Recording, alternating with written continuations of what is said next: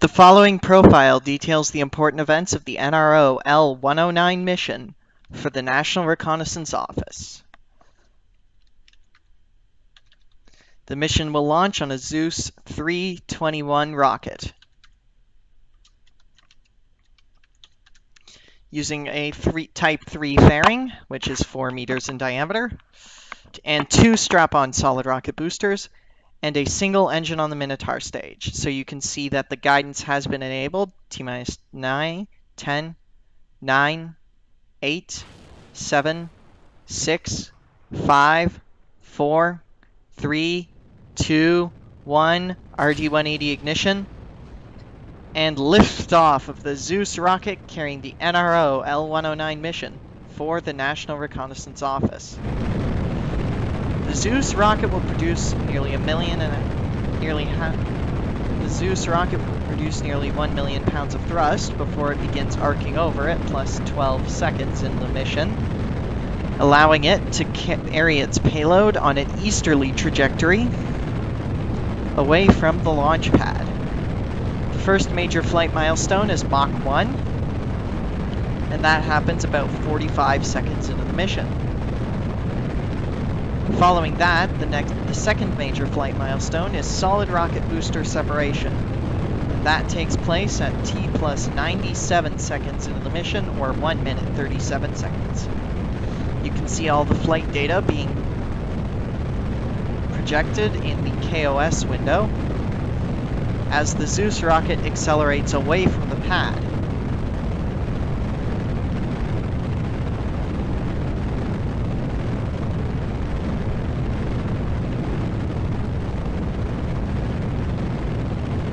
The Zeus rocket is approximately 70 meters. It's over 70 meters tall, and here you can see the placeholder mission patch, the NRO flag on the payload fairing.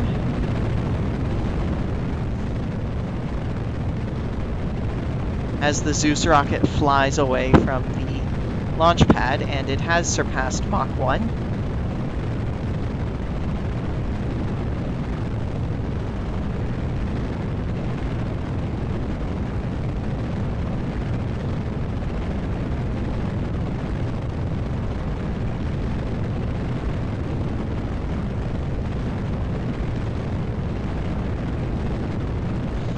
Once the vehicle comes up to 97 seconds, the 2 strap-on SRBs will jettison. The velocity at that point will be approximately 1.1 kilometers per second, and it will be downrange about 24.5 kilometers.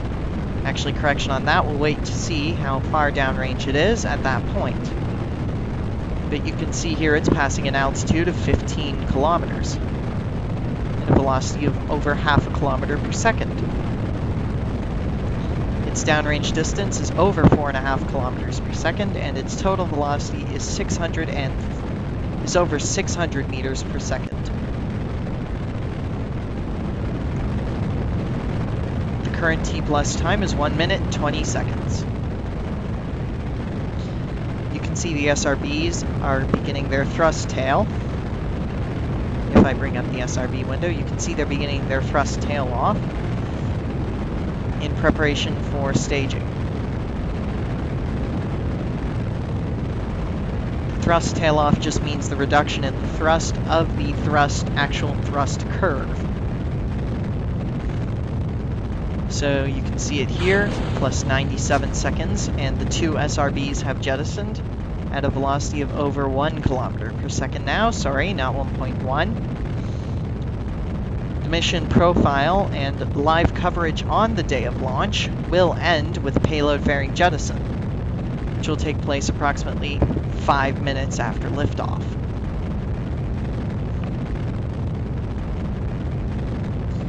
The Zeus 321 configuration booster has been used to launch other missions for ISEA. Most recently, an Epix Launch Services Zeus 321 booster was used to launch the RSAT-1F payload into geostationary transfer orbit. So you can see here the fuel is just about halfway burned. is about halfway burned through. You can see the apoapsis is at 85 kilometers. And it still has a negative periapsis. You can see the ETA to apoapsis here, and the vehicle pitch angle. Booster engine cutoff of the Zeus booster comes up at approximately T plus 4.5 minutes after liftoff.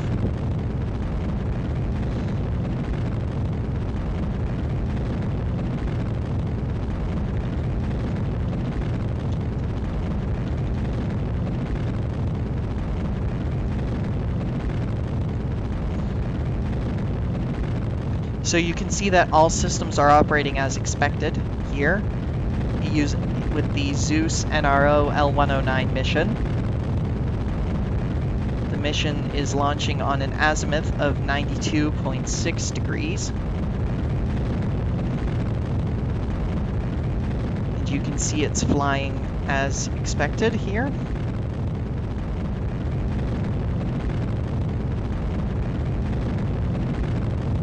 The apogee is now passing 110 kilometers now, and the time to apogee is still climbing. All systems looking good. T plus 3 minutes in. The booster is about... Now, the only reason it says that is because we haven't renamed the parts yet. It should not say Atlas.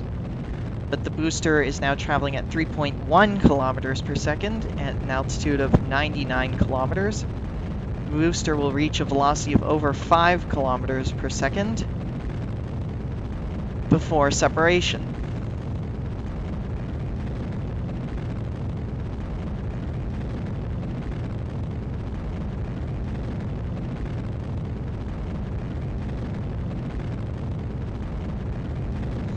The reason for such a high velocity is the additional boost it received at liftoff from the 2 strap-on SRBs, which burned out at 95 seconds and separated at 97. So the next major flight milestone will be Zeus booster separation at T plus, we'll call out the T plus time as it comes up to it.